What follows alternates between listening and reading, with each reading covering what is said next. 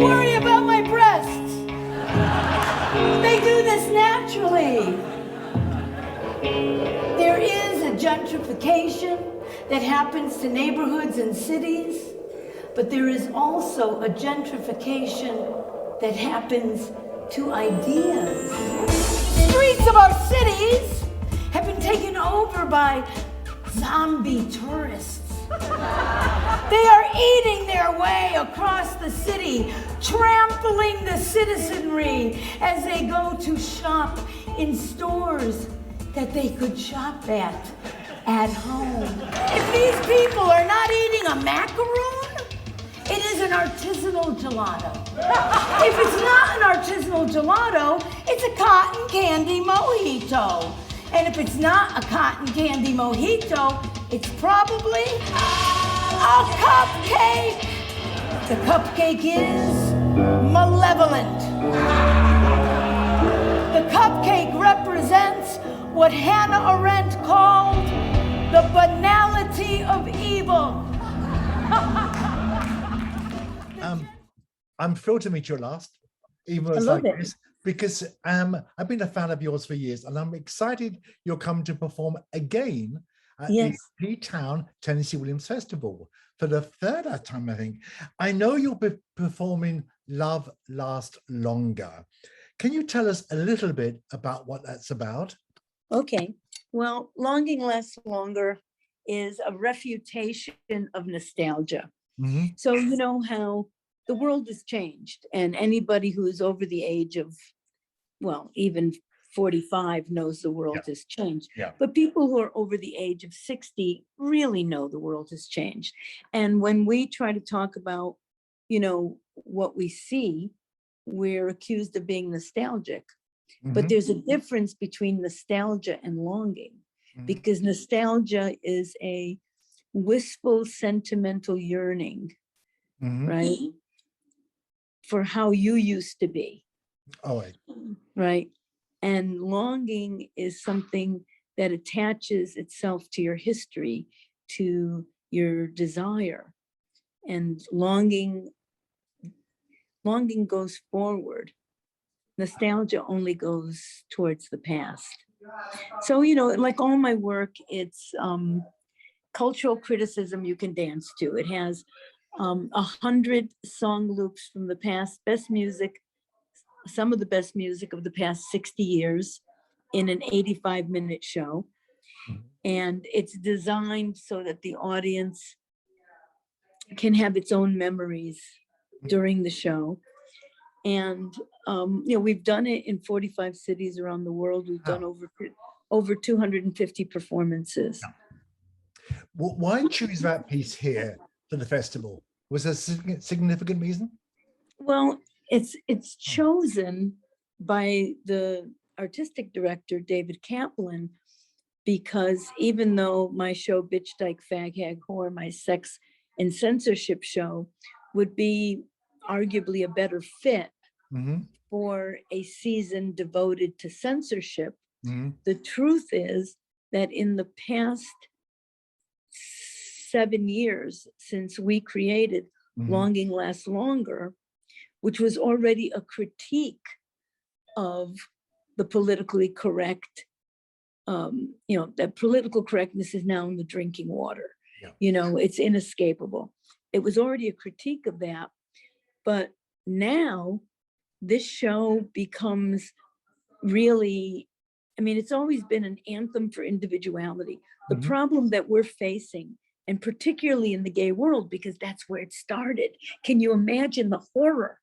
Can you imagine the horror? Like, we read 1984.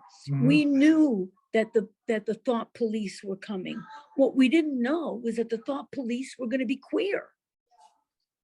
What we didn't know was that they were going to be people that we knew. I mean, you know, me and other people, if I knew that in 1967, when I was like fighting for gay liberation, that this was going to be the outcome, I wouldn't have bothered.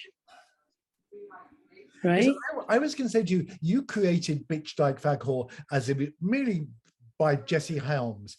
But Right. I seem to think that's just as relevant today as it was back then, isn't it? Well, we did it in 2019 in New York and in Australia. And we changed two things. We changed Bush to Trump, and we changed 1990 to 2019. And everyone thought the show was written in 2019. Wow. Because the truth is nothing changes. Yeah. And right now, what we're facing, which is really critical, is the attacks on Roe versus Wade, which gay people aren't particularly interested in, but that's only because they're so dumb. Because gay liberation and trans rights, all the LGBT rights are tied in to, they were written on the back of Roe versus Wade. Absolutely. So we lose Roe versus Wade, and you're going to look at a rollback on all LGBT rights. So I think that what David was thinking, it's a Longing Less Long is a very exciting show. We did it last year. We did only one performance outdoors at the Tennessee Williams Festival for about 40 people, and people loved it. It's a show that is a context provider for people under 50, and it's a vindication for people over 50. And, you know, I'm a map maker, so I draw my map, and then you can stand. I don't tell you what to think. I'm not about that. But I think that we're living in a really critical time, and that what is being done right now, and a lot of young gender fluids and whatever they call themselves, what they're participating in, which they're so proud because they love being the police. What they don't realize is this focus on identity that is against individuality. Because in Bitch Dyke Fag Hag Whore, I say, healthy, balanced people do not describe themselves by what they do in bed. You know, they say, I love French food, I love old movies, I love jazz, I love opera. You know, they don't describe, you know, it's an absurd situation that we're living in, and one of great danger, because fundamentally people ignore, like in 1984, George Orwell, your landsman, the great Englishman, you know, of course he talked about surveillance, but even more than surveillance, he talked about the destruction of language. And he said, the destruction of language is a beautiful thing. And these people are destroying language because sticks and stones may break my bones, but names will never harm me. They love the word queer, which is an actual slur that people my age took back in the 80s, including me. Hello, one of the first, right? But the word tranny, which actually comes out of our community, as an affectionate term, you know, they're against that word. They actually closed down the great trans activist Jane County on her own Facebook page because she called herself a tranny. These people want complete control, and honestly, it's an illness. We're doing the show that I can't do in New York. Okay. We're doing a show that would really, it should be called Cancel This Show. Okay. Yeah, it's a work in progress, and I'm doing it as part of the Tennessee Williams Festival on censorship, because it's strictly and pointedly about censorship. And I have to say that the gay world that I came of age in the 60s, 70s, and 80s was the place where you could talk about anything. All those people who died of AIDS would be rolling in their graves to see the bullshit that is being propagated in the name of LBGT and the co-optation. For instance, what they're doing with Marsha P. Johnson, who is a very close friend of mine, you know, turning Marsha P. Johnson into a trans woman when Marsha was a queen, and she consistently said she was a queen and loved to go out dancing in her male body as Malcolm.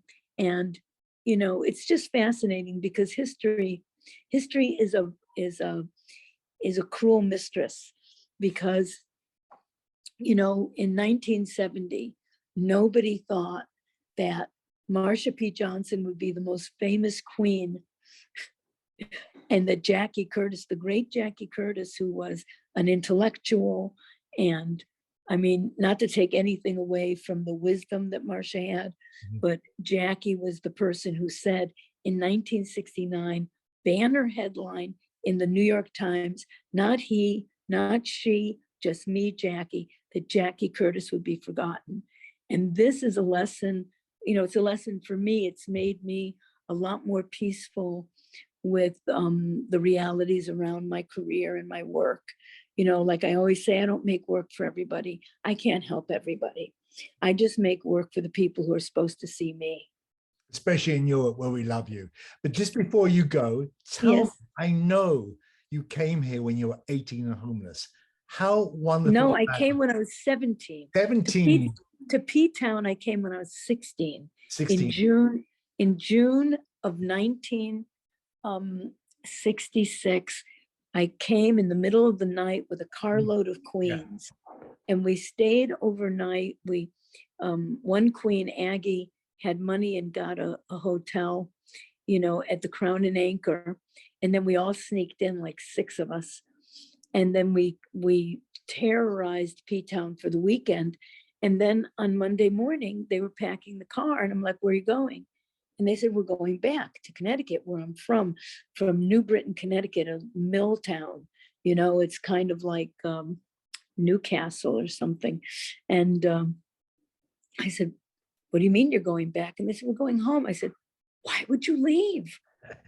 I mean, I couldn't believe that there was a gay place, you know?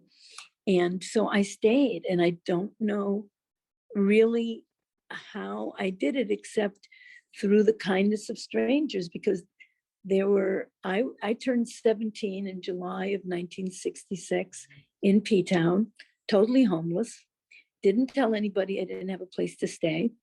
I'd sleep like on back doorways and staircases, and sometimes I slept at Prescott Townsend's, the great Prescott Townsend. He had an incredible house built out of driftwood. Oh, really? Yeah, on the dunes. And some kid told me I could go there, and I went there, and I slept there many nights. Do that again now, Penny? Would you stay, fall in love? Could you fall in love with P-Town as it is now? Yes, I mean, the problem is, of course, you know, nothing could ever prepare any of us. One of the things I never realized was that there were boring gay people. You know, let's face it. I mean, this is the shock of the universe, right? Is that there are narrow-minded and boring gay people, and lots of them. And lots of them come to Provincetown for their holidays. So Provincetown, which in like 1906, you know, was already a gay enclave of the most brilliant, the most refined intellects. You know, you keep going forward, and now, you know, with the exception of just a couple of people, you know, they want really tacky, you know, but the people who live there are still phenomenal.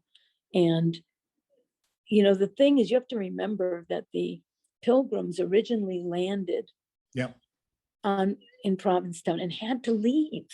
Yeah, because we British are very picky. We didn't like it as it was. No, I don't think that was what it was. I think what it was the place, like San Francisco, is so unstable.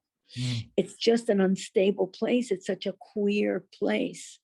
And, you know, so that it's in the actual geography of the place. So the great people will always go there and always love it for the same reason that everybody loved it, just like New York. And in Longing Lasts Longer, I use New York to talk about the whole world. Because in New York, we are ground to the ignite below our feet, you see. So I'm really, really excited to be talking to you. It's super fun. I'm excited that you're coming very soon. After this interview, we'll run your dates and times, and also your own website, so people can track you down. And also my Patreon, because we've created a Penny Arcade Performance Patreon that has all my work on it, including Bitch Dyke, Fag Hardcore, etc. And you can just go on for $2. So it's dignity for all. That's a good plan for you. And go back to the doctor. I hope you're well, and we'll see you very soon. Can't wait. Looking forward, doctor. Bye-bye Ciao. now. Bye-bye. Bye-bye. In the 1960s, I went to a nightclub every single night. Yes, I went to Max's Kansas City, and every single night, Bridget Berlin, the famed Warhol superstar, trigger warning, body shaming, 275 pounds, would ambush people topless with a huge hypodermic needle filled with methamphetamine that she would poke into your ass through your clothes. It was dangerous. But you learned how to avoid her. You learned how to take care of yourself. You can't actually call yourself fierce and ask for safe space in the same sentence.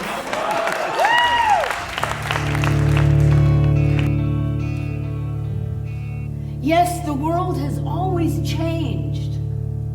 But the change that's going on in the world right now is different. This is a change that destroys authenticity. This is a change that erases history. This is a change that creates cultural